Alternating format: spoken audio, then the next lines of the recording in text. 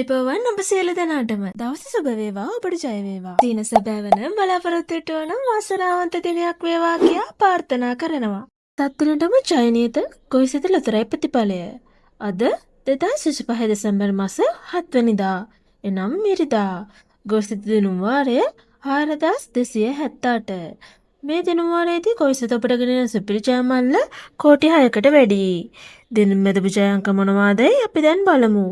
දින මෙදපු ජය අංක වන්නේ පිළිවෙලින් ඉංග්‍රීසි අක්ෂරය K, ජය අංක වන්නේ 74, 59, 50, 62.